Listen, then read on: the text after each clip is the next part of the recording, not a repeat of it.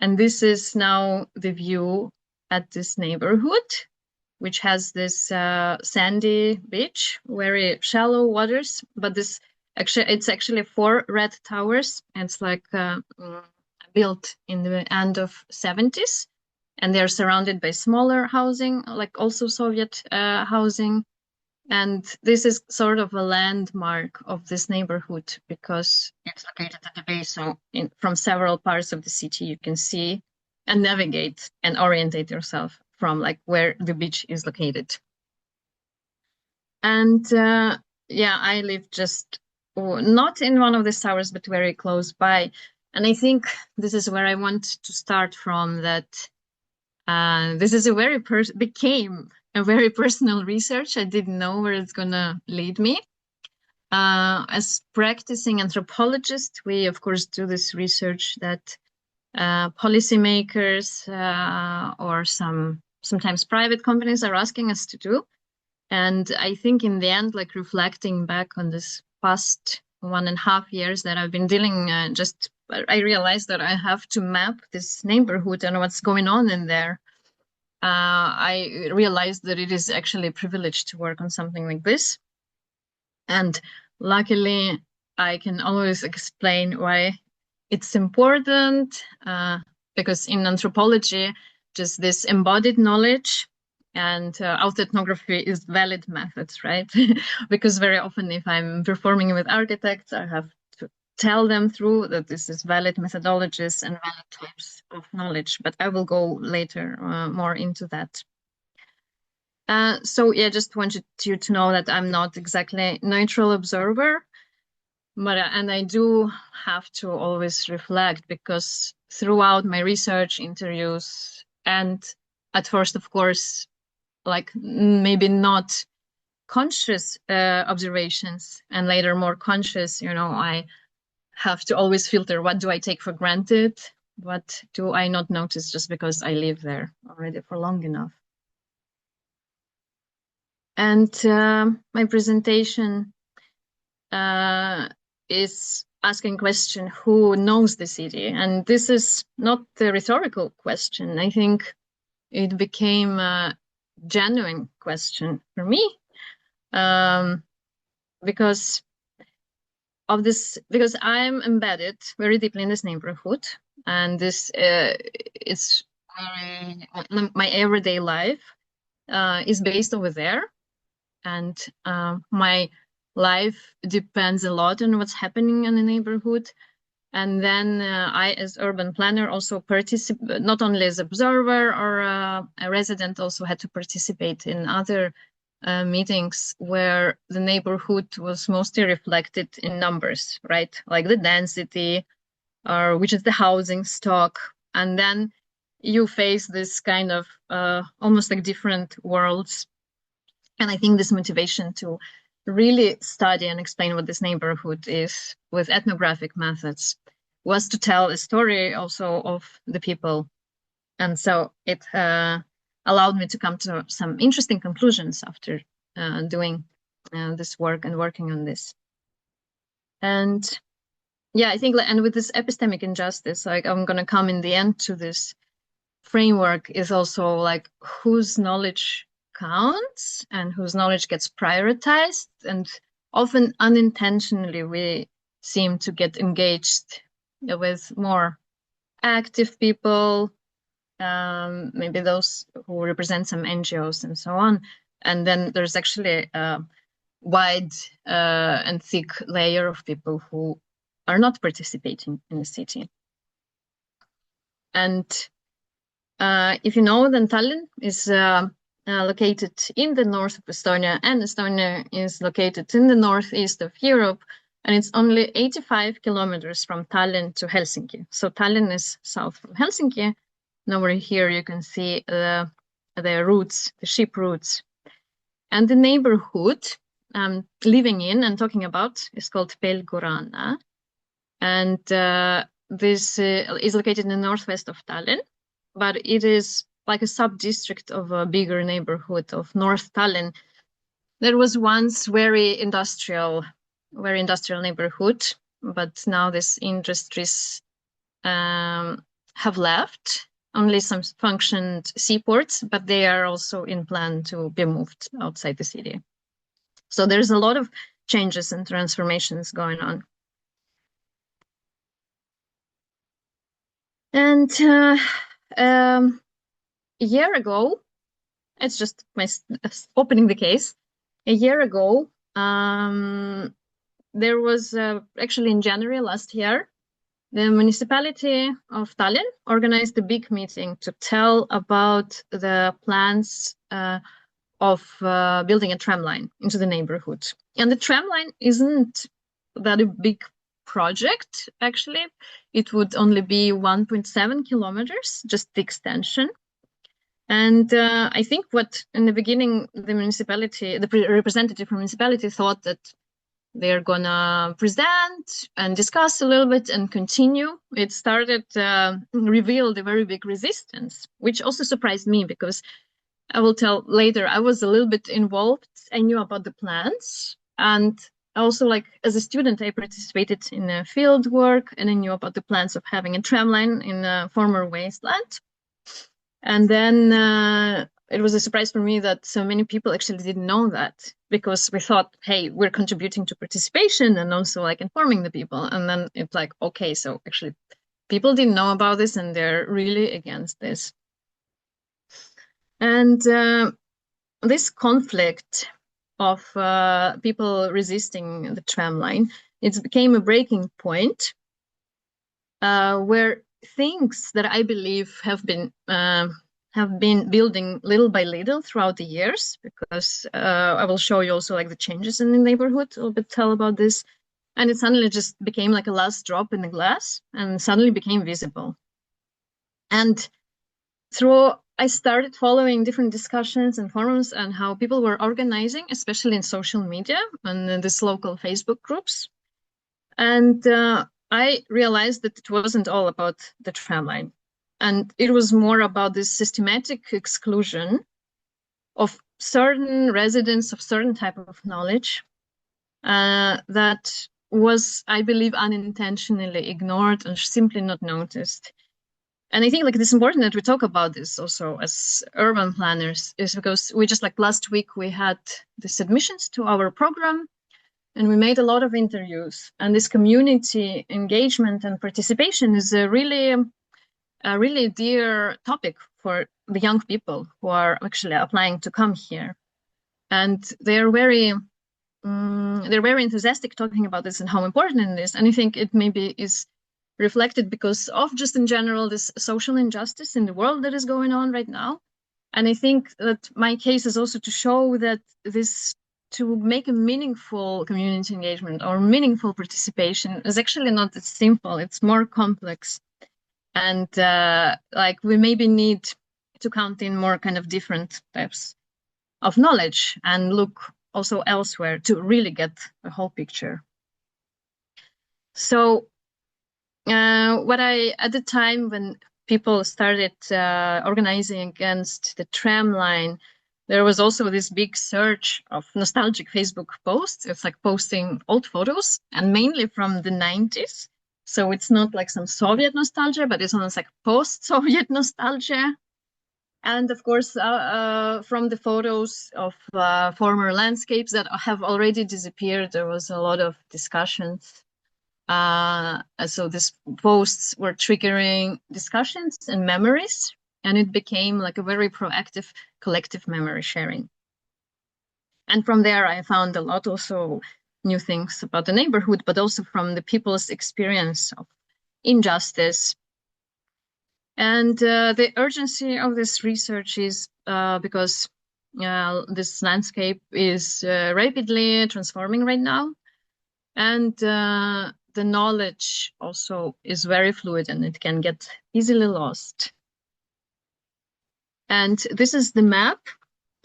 Here, okay, you maybe don't see that this is like light green. Is this my neighborhood, Pelguranna or Štromka? Intuitive neighborhood, because it is nicknamed as Štromka by the local residents. And this is almost like a lost oasis spot that is not gentrified, but these areas with the stripes, with the blue stripes, This map is taken from the Tallinn, North Tallinn General Plan that was now accepted in fall. And these areas show the future developments. So like some things have already changed and been developed, but then the city is allowing and giving these territories also to develop it further. So there's a lot of changes ongoing. And this, again, you can see from this map, it's often about the numbers, like, okay, how many people are expected to come and live and how many people are expected to come and work. And this is a picture of the tram line that we actually currently have in summers in the Tivoli. And I already mentioned that I'm an embedded research, and as I think like being female and raising the kids and being a lot with the kids in the neighborhood and perceiving the neighborhood through this motherhood is also a special type of experience. Because with small kids, you cannot really go far. So you're really, for first years, you're really tied to the neighborhood. And I think like my Russian speaking and working class background also gives this access to understand the people, or like if they make jokes or say some words, or like this interpretation of what people mean makes it easier. And yeah, just like interpreting and identifying main themes is easier, but there have been also some challenges as well, because I think like from the in-depth interviews, I got to realize a few things, that some things I take for granted or don't notice, and then others notice. I mean, it's also, we always have to count like what are other perspectives. I try not to focus just on my body and how I experience this. So I don't call it exactly autoethnography. But to be more precise is that I have lived in Štromka for 12 years. And so I observed these changes taking place actively in the past like 5-6 years, from 2017, I think, when the first plans were announced. So it's more like 9 years already.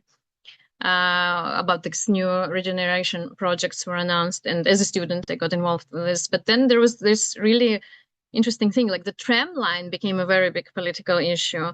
And also my kid went in a neighborhood school. There was this private school, but like which was kind of thought to be accessible for all kind of families. But then there was this talks about municipalizing it, and then it became and still is, I think, a very political issue.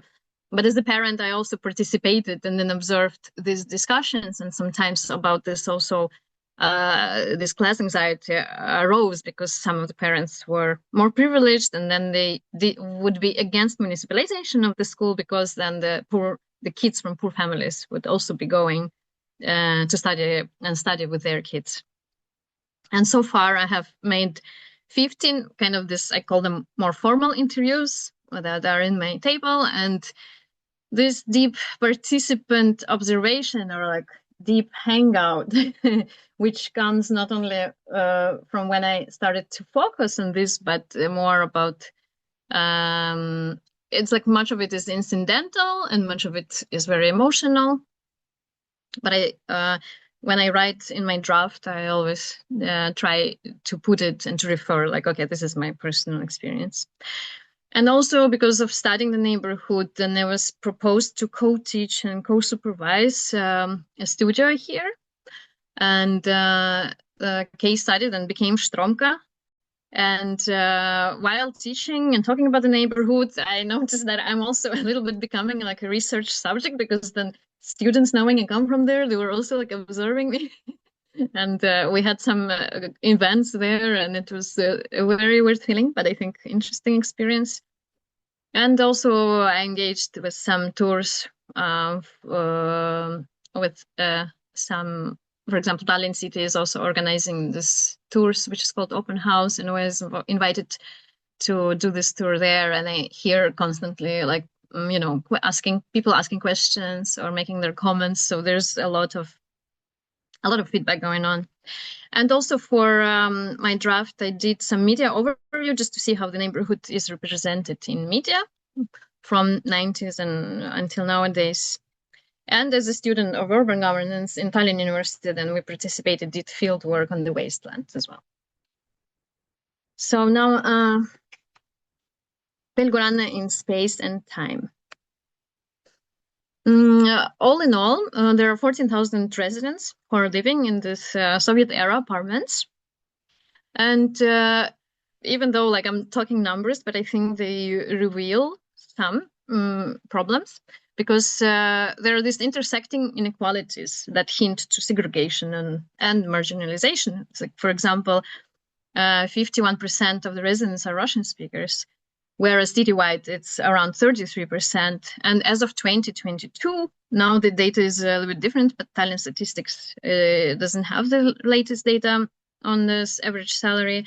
But the average salary there was like in the top lowest 3 salaries from all around the city. Like the average was then 1,600 euros, but there it's a little bit lower. And if you compare to the gentrified neighborhood close by, that is on the border with Pelguranna, there it was significantly lower, because it's like 1,300 versus 2,000 something euros. So there are like these hints about social and ethnic segregation. So it clearly becomes a social justice issue. And also proportion, quite like bigger than average in Tallinn, proportion of aging population. And it comes a lot through this immigrants from former Soviet countries, or from then Soviet countries, who were coming to work on these factories that were located there. One of the main employers was Siitsi Manufacture. It's a textile factory. So a lot of women came from Soviet countries to work there, and so they settled down to this neighborhood. So there is also a little bit of this gender element, but I didn't go more deep into this yet. And these are just some of the photos, so you get the vibe of the neighborhood.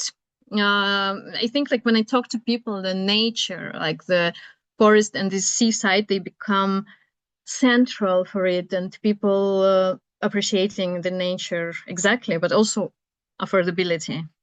And yes, it's like this like very informal neighborhood, and because it's on the west coast, then you can see very beautiful sunsets over there. And this yard life is, I would say, quite rich there. Like we live close to this basketball field, and from when the good weather starts, from the end of April, then there's always people hanging out, either playing football or drinking beer. And this is a little bit like different seasons. Actually, right now, when I'm talking, I saw that the very aggressive fog also covered Tallinn right now. And everything is in a mist.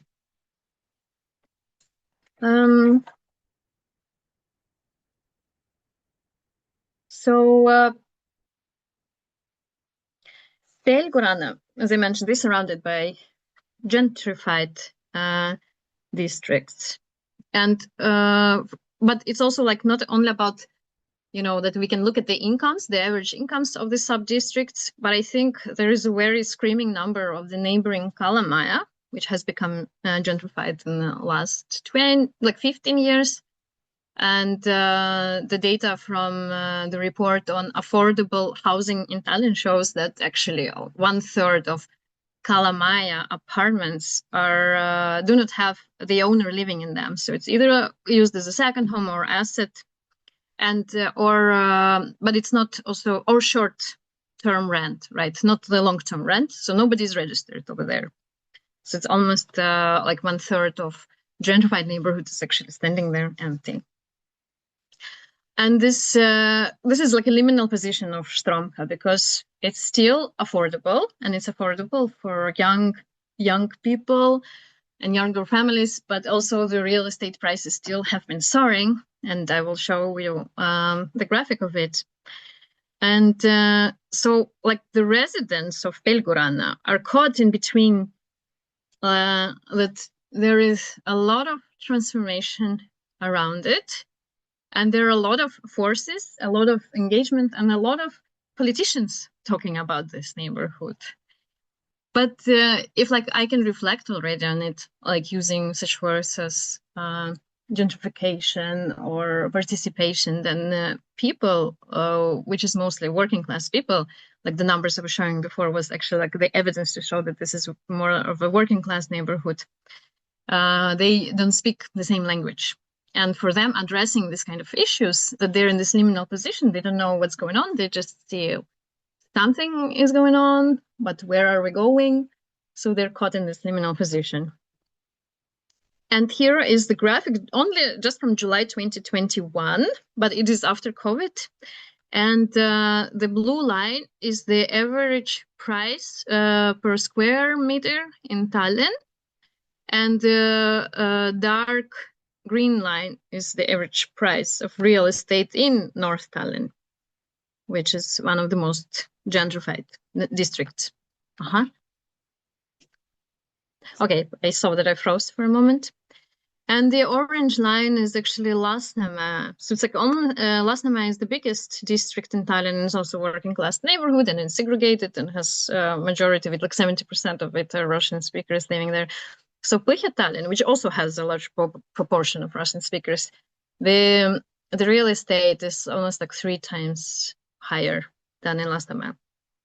And it's because of these new interventions that also market and brand this new projects like Pollinators Highway or a new beach house that was installed there, or the tram line. Whereas like tram line always is like a synonym for sustainable transportation. And Štromka itself doesn't exist on official maps. The beach is called Pelgorand or Stromirand, and Štromka actually comes from the Russian-speaking population and nickname, and this K suffix is more like, like Khrushchevka, is like just shows points at this informality. And Humphrey writes about this, that cities are perceived, not in 2D, but in 3D. And we have this embodied knowledge, right? We are moving in the city, and all these like shortcuts or this informal knowledge about kiosks, for example, where to buy which kind of vegetables. And it is always like felt through attachments, and our perception of cities is very embodied and very grounded. Like through our roots also, where do we go and what do we do? It's just, it is not formalized, and sometimes because of that, it's very difficult to put it into words.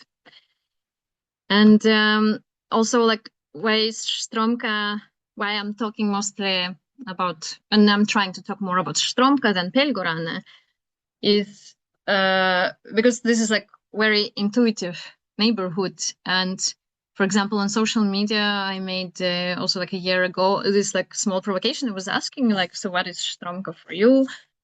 And there were like around 80 answers. And of course, like if you categorize it, there may be like several categories of what do people think. Like, is it just the beach, or is it the beach in the forest, or is it the neighborhood, or is it also just like as this housing, the Soviet housing type?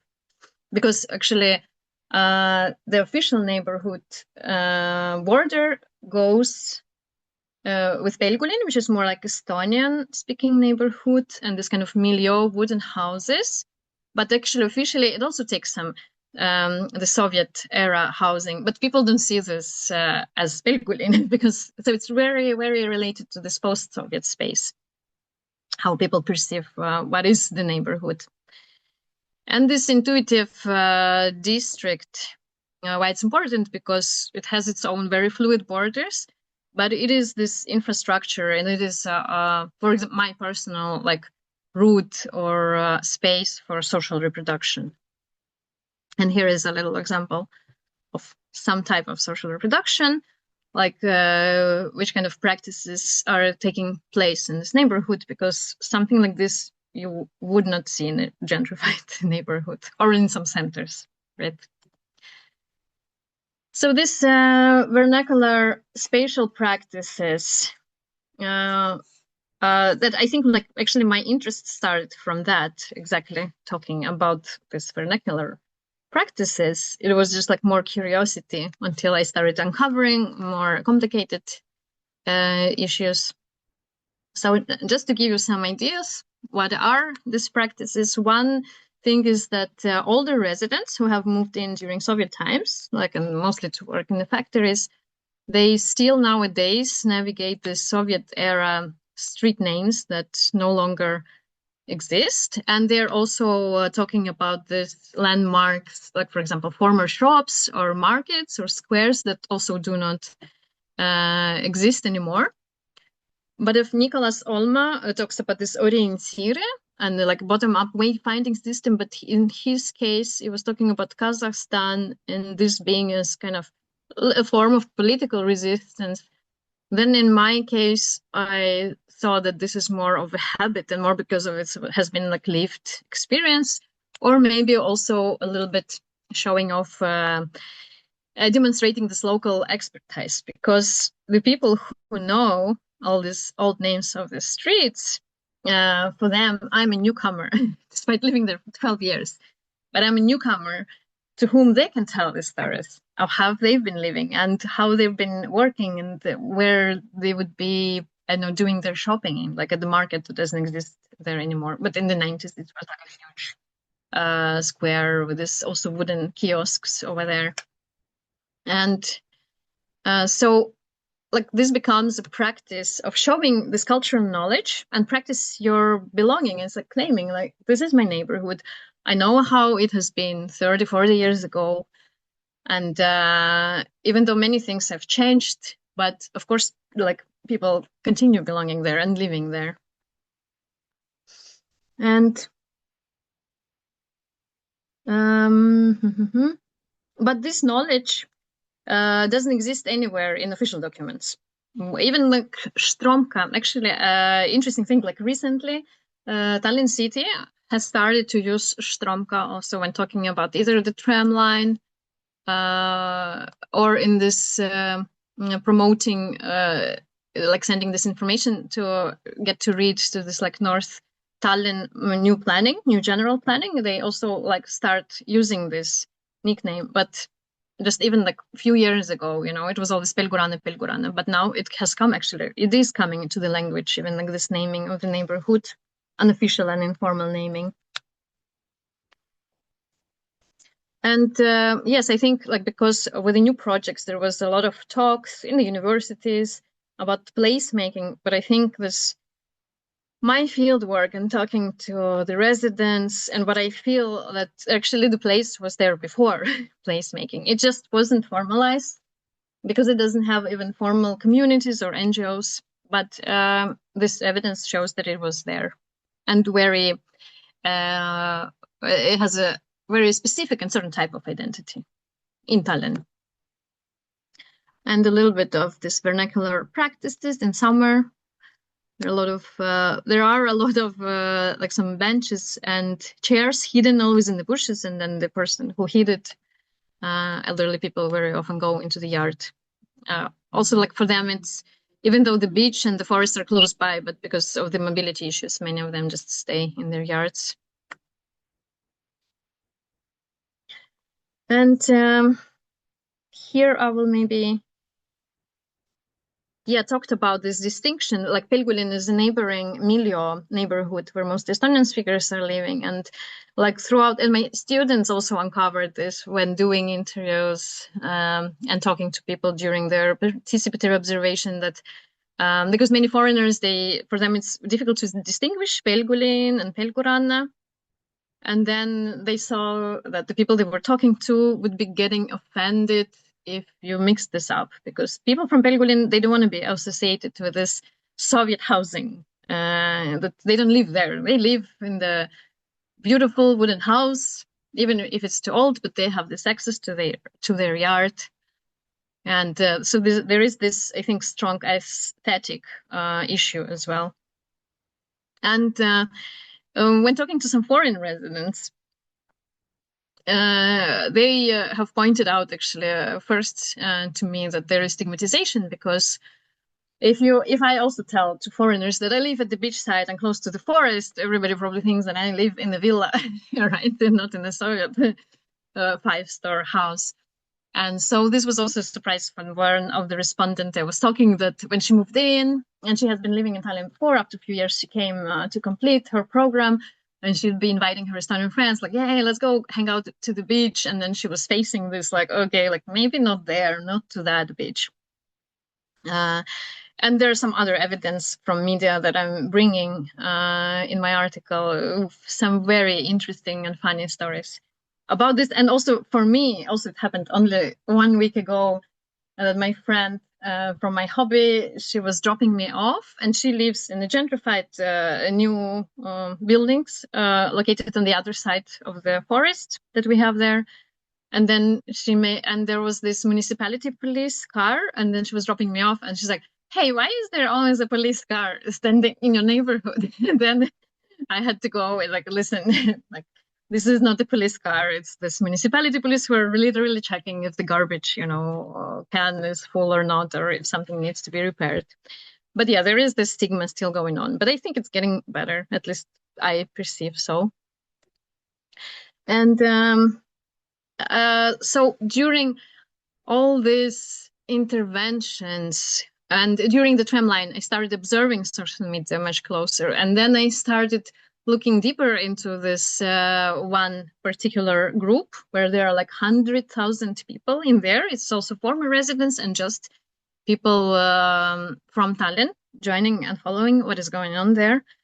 And then I noticed that there was like during this transformation period, because, for example, there was also former hippodrome where this horse carriages were competing and participating, and which was closed with a court case because there were some activists who were trying to protect hippodrome to stay there because it is a very special practice. And now they're building like a business center over there and other these constructions. So if you look at these moments that somebody during these times initiates a discussion or like posts some photo, for example, from hippodrome with a horse, then there's a lot of this memory sharing about what people remember how it was, what they used to do there. But it's not just like, because often when we talk about nostalgia, we think that this is just sentimental and longing for the past and not being able to live in a progressive, beautiful future. But actually, I believe that this is not just sentimental, but it's more about gaining this agency through collective memory making and and practicing your belonging to the neighborhood. And also, I think it's important to realize, that I'm not alone who has these memories, but there are other people as well. And this is, I think, very important if we talk about any civic activities or civic resistance, which then got in, it was like reflected in this opposition to the tram line, which still is actually, there is still ongoing case study.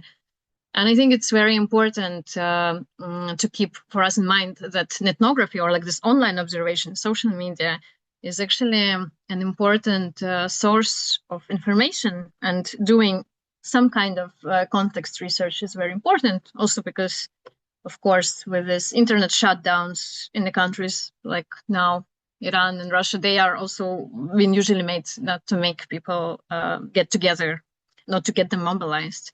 But whereas in my case, also, I have actually a politician who said, like, we're not going to be listening to the social media commenters. Like, they always just have too much free time and they shouldn't take it into account. But I then claim otherwise, that we should take it into account. And some of the findings from my ethnography, also that there was, though Pustir is often associated with the areas, like that you get, they're drug addicts or alcoholics. There was interesting that people from one side, they were actually, because this area, the wasteland, was transformed into the park that is called now Pollinators Highway, and it has always been kind of framed as something for the pollinators, because before it was really wild and it did really have different types of pollinators, like 14 types of different types of bees.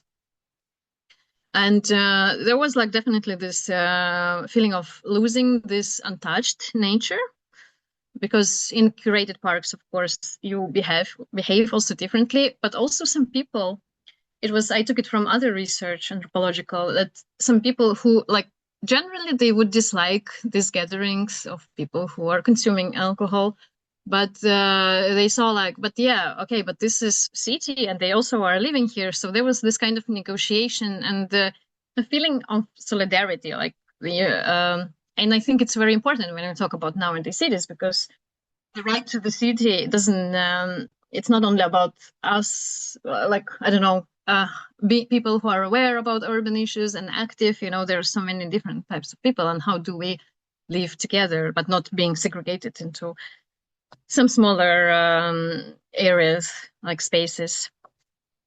And yeah, there was really interesting memories that were triggered also, but the landscape changed. Like, for example, while Pollinators Highway was transforming in constructions, then people were sharing memories of trains and how they would be placing coins on tracks. And for example, found out that this big wasteland was also used in the Soviet times as a place to sunbathe, because into the city they had some issues with the canalization for some years until 80s. There was a very bad smell, so actually people would be enjoying their summer between these trails on this wasteland, and not on the seaside, which is now different. But also like the structural changes in the neighborhood, like marginalization or gentrification, is for sure addressed very differently than we are used in academia or than urban planners. And yeah, like I cannot claim that politicians definitely speak their own language, but I think some, in this case, like some right populists actually picked up this very easily, that people are unhappy with something and they took advantage actually in the last elections. And I will talk about this a little bit later. And this is not exactly the picture from the wasteland. It's more on the edge of the forest, but it is a bit of a wasteland here. And I thought it was beautiful.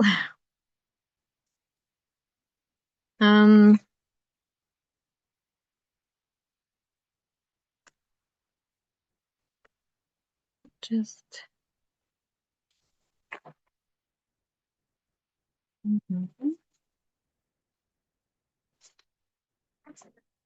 just checking here. Yeah.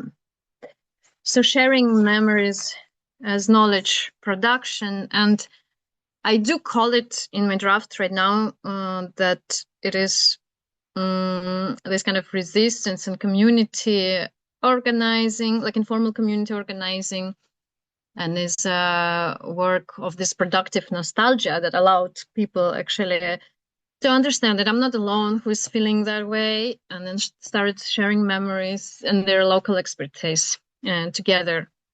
So like it becomes a quite active practice, not just like the way of dealing with your grief, let's say, if you're unhappy, but it's a rather creative and transformative practice that helps to form your identity and that builds this community.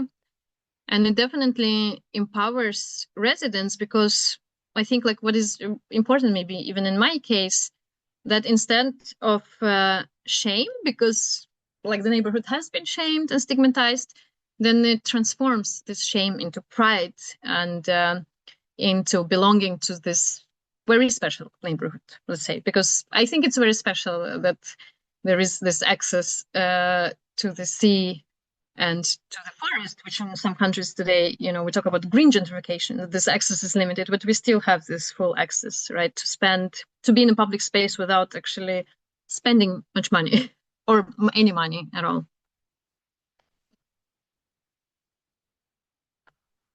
Okay. And yeah, I think like what is interesting, that this is not only memory sharing, but this is like a certain type of knowledge that doesn't exist very often in official documents, and not about Štromka at least. And but this knowledge is there, and I think it's important, and we should take it into account. And then this connects actually directly to Fricker's epistemic injustice. It's about whose knowledge gets prioritized and whose or what kind of knowledge gets dismissed. And very often this embodied knowledge or like people's lived experiences are getting dismissed because it also requires much more time to observe people and come to some kind of conclusions. And in this kind of general tendency to be technocratic about it and present something in numbers, I understand, because there is always this pressure to be efficient, right? And when and if you need to take some decisions, you like it's easier to take into numbers. Like, okay, here we have, I don't know, 25%, here's 50%. So we're dealing or like putting our money into, there where it's like 50%, even though behind the numbers there's a lot of different stories. But if you start listening to this, it's like it takes a lot of time and is not perceived efficient.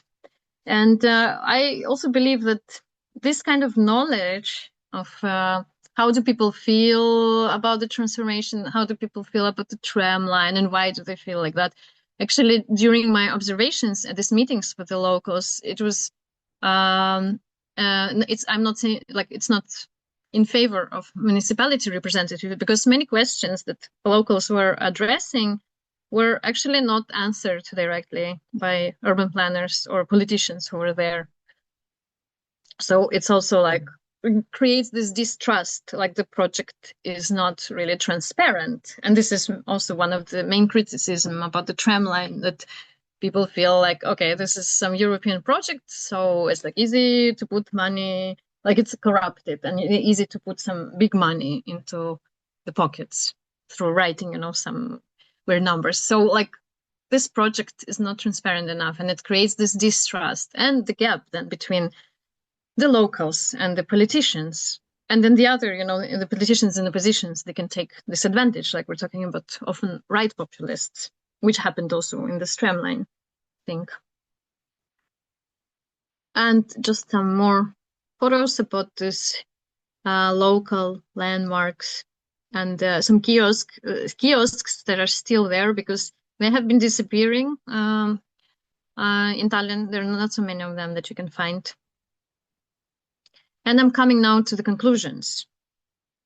And this is this is already a photo taken close to the seaport that will also move soon out from there because there will be a new neighborhood totally from the scratch going to be built there. And this is some notorious graffiti there on the lighthouse. So I already mentioned it. I'm not going to go deeper that this resistance to the tram line actually surprised officials and even me personally and some academicians. I was maybe surprised because I thought that people already knew about this because it was announced for the first time 8 years ago, actually. But I think this shows exactly this gap, like who are we inviting to participate? And we present something like, yeah, people wish that or wish that. And then we actually have excluded a big part of the people just because we don't speak the same language, in which kind of terms we're using, but also I think it's important that when we think about working class, it's the people who economically have to survive. And there's a lot of work and jobs to be done. And it's not exactly the group of people who will have free time to come and discuss something, about this or that. And I think this online mobilization that happened with the tram, though like the tram line triggered it, but it was like a last drop.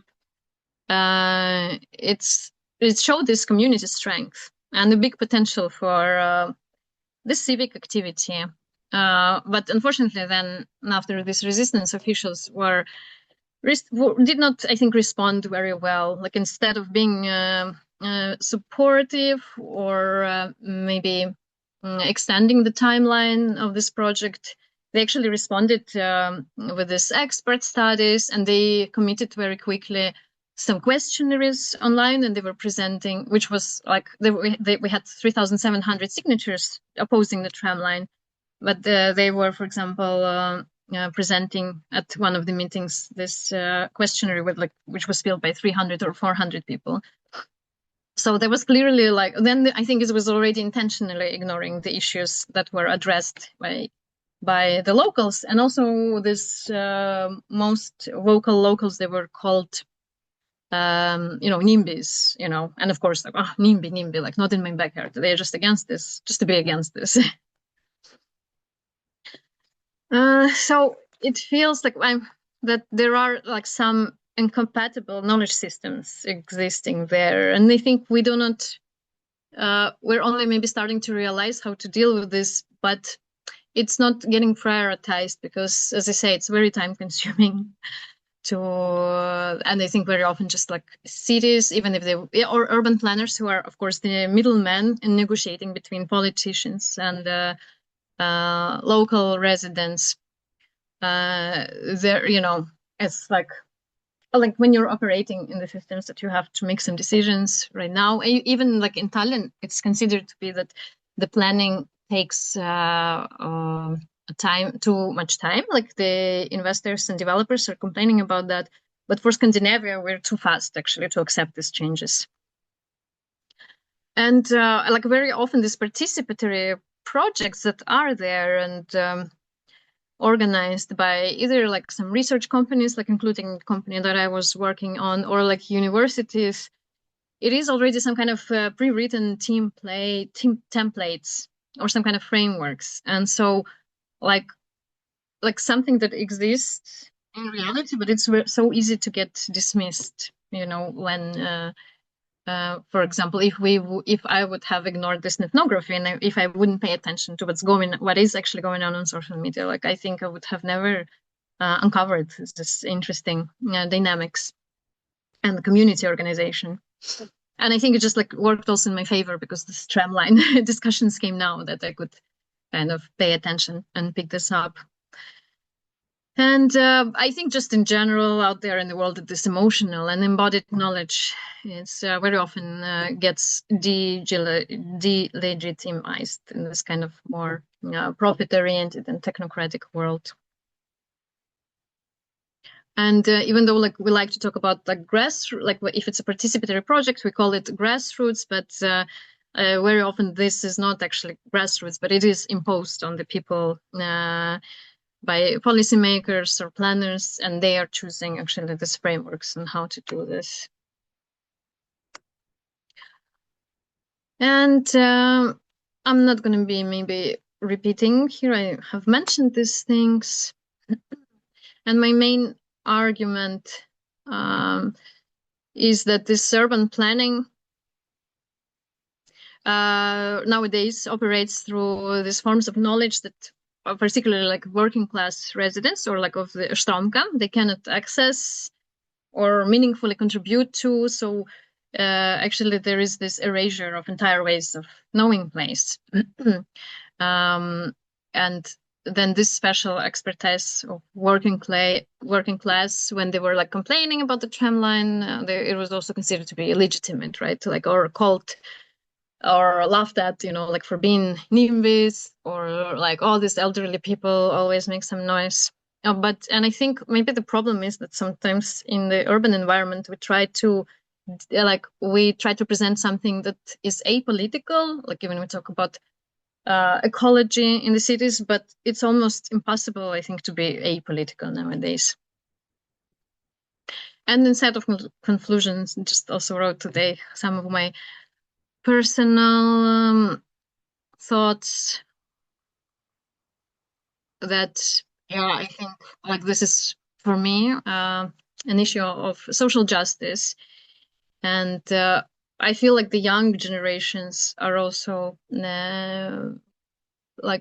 find social justice very important. And then for me, admitting students last week, I know maybe more how to plan my next semesters, that this is social housing and social justice issue is something that people, young people nowadays, really want to look into and really have some impact and improve something in this field. So, and I think we also just have to be kind of honest with ourselves that this is also very political issue, and maybe urban planners needs this to be more empowered also to address politics instead of just negotiating, but also sometimes come and sit down at the table with politicians and say like, listen, like the tram line is not just about sustainable mobility, but like in this case it was also about gaining votes, but then they lost a lot of votes. So yes, and this is the end.